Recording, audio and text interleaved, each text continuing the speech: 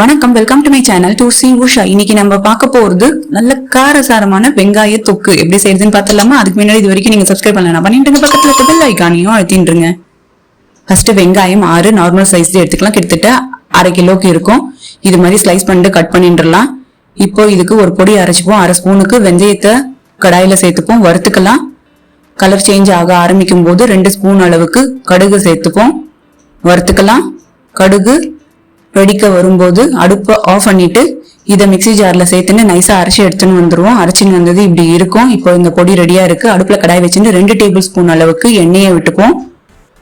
வெங்காயத்தை சேர்த்துன்றலாம்.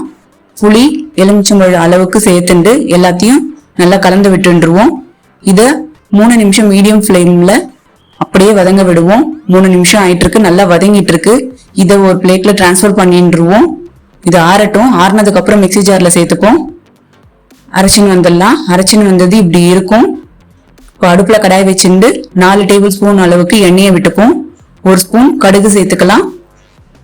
4 காஞ்ச மிளகாவை இது மாதிரி கட் பண்ணிட்டு சேர்த்துருவோம். கொஞ்சோண்டு கருவேப்பிலையை சேர்த்துட்டு 4 ஸ்பூன் அளவுக்கு காஷ்மீரி ரெட் சில்லி பவுடரை சேர்த்துப்போம். அடுப்பு லோ ஃபிளேம்லயே இருக்கட்டும். இது நல்ல கலர் கொடுக்கும் நம்மளுடைய தொக்குக்கு. இப்போ அரைச்ச வெங்காயத்தை சேர்த்துட்டு எல்லாத்தையும் நல்லா கலந்து விட்டுடலாம். உப்பு 1.5 ஸ்பூன் அளவுக்கு சேர்த்துப்போம்.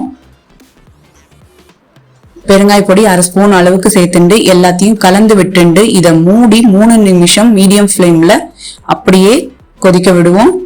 3 நிமிஷத்துல இப்படி இருக்கும். இப்போ அரைச்ச பொடியை சேர்த்துடலாம். நீங்க தேவைப்பட்டா கொஞ்சோண்டு வெல்லம் கூட சேர்த்துக்க முடியும்.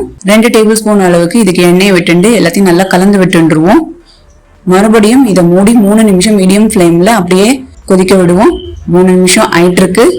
இது போதுமானது. அடுப்பு ஆஃப் பண்ணிடலாம். நம்மளது சூப்பரா ரெடி ஆயிடுத்து. இதை ஒரு ஏர்டைட் கண்டெய்னர்ல போட்டு வச்சுட்டு ஃப்ரிட்ஜ்ல வச்சுட்டா 3 மாசத்துக்கு மேலேயே டாப் கிளாஸா இருக்கும். இது சாதத்தோட பிசைஞ்சு சாப்பிட்றதுக்கும் டாப் கிளாஸா இருக்கும். இட்லி, தோசை, பூரி, சப்பாத்தி எல்லாத்துக்குமே சூப்பரான காம்பினேஷனா இருக்கும். நீங்க செஞ்சு பாருங்க. உங்களுக்கு எப்படி வந்திருக்குன்னு கமெண்ட்ஸ்ல சொல்லுங்க. இந்த channel to C Usha like பண்ணுங்க, ஷேர் பண்ணுங்க, சப்ஸ்கிரைப் பண்ணுங்க. தேங்க்யூ.